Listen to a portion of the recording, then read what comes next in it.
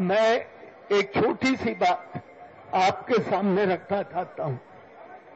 देश में संसद ने कानून तो बनाया हुआ है, प्रिवेंशन ऑफ करप्शन एक्ट, कि कोई भी कर्मचारी, चाहे वो प्रधानमंत्री हो, मंत्री हो, कोई और छोटा कर्मचारी हो, जज हो या एमपी हो, जो भी पब्लिक सर्वेंट की डेफिनेशन में आता है, उसकी जांच होनी चाहिए अगर वो रिश्वत लेता है।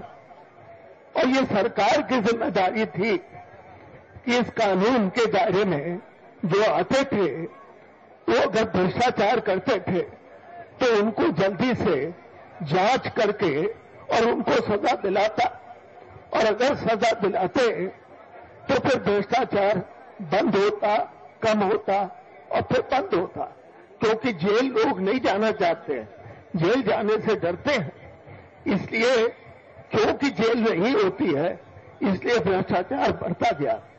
आज तो आपको मालूम है कि भ्रष्टाचार कितना बढ़ा हुआ, कोई काम बिना रिश्वत के होता नहीं है।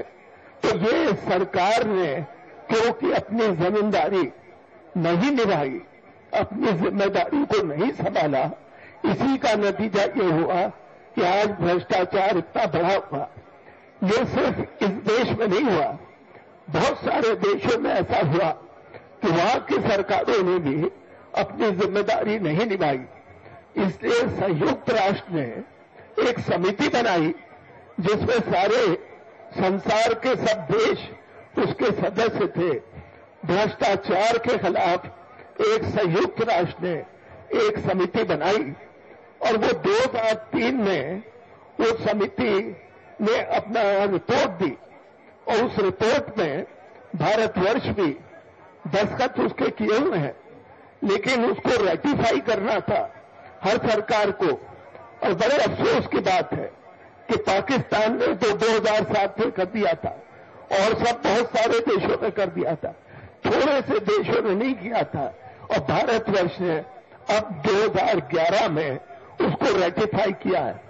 लेकिन अब जब रेटिफाई कर दिया है तो उसकी कानूनी जिम्मेदारी संसद के ऊपर ये पड़ती है कि वो कानून ऐसा बनाए, लोकपाल कानून ऐसा बनाए कि जो संयुक्त राष्ट्र ने जो अपना कानून बनाया है उसी के हिसाब से बने। लोकपाल अथॉरिटी बनेगी, उसको पूरी अथॉरिटी होगी जांच करने की, वो निष्पक्ष होगी, सरकार के अंडर नहीं होगी। आज जो सीबीआई वगैरह है, क्योंकि वो सरकार के अंडर है तो वो जांच नहीं करते हैं, क्योंकि बड़े बड़े लोग भी भ्रष्टाचार में लिप्त होते हैं, उनका बहुत असर होता है, वो सीबीआई उनके अंदर होती है और वो सीबीआई ठीक से जांच नहीं करती है। हाल में आपने देखा होगा कि 2G केस में जिसमें 1,76,000 का घोटाला था और बहुत बड़ी बड़ी रिश्वत ली गई थी, उसमें सुप्रीम कोर्ट ने यह फैसला किया कि हम सीबीआई से अपनी देखरेख में जांच कराएंगे, सरकार की देखरेख में नहीं, हम अपनी देखरेख में जांच कराएंगे।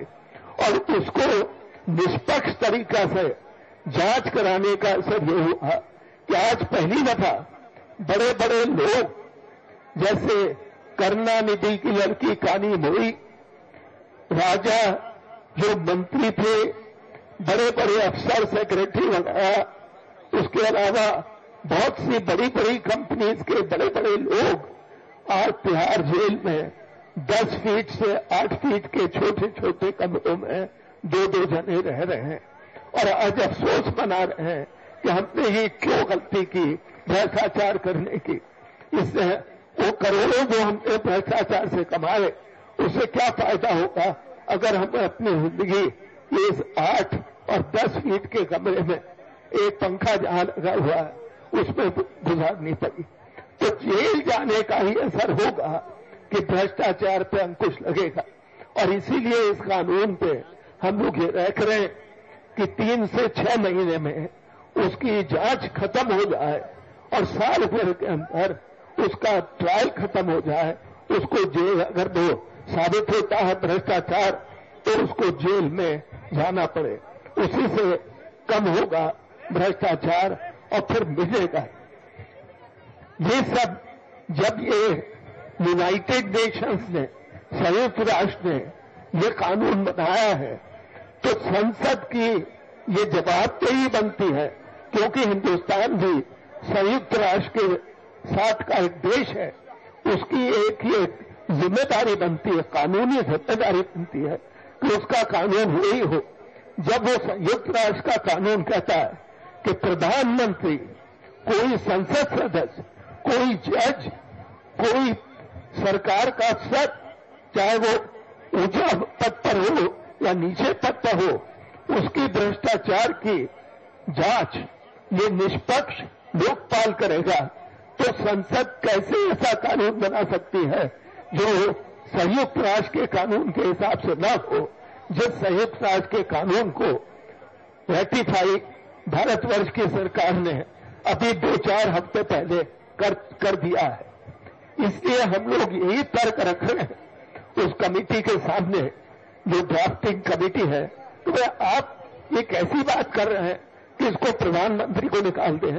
तो आप संयुक्त राष्ट्र का जो कानून है उसकी अवहेलना आप कैसे कर सकते हैं?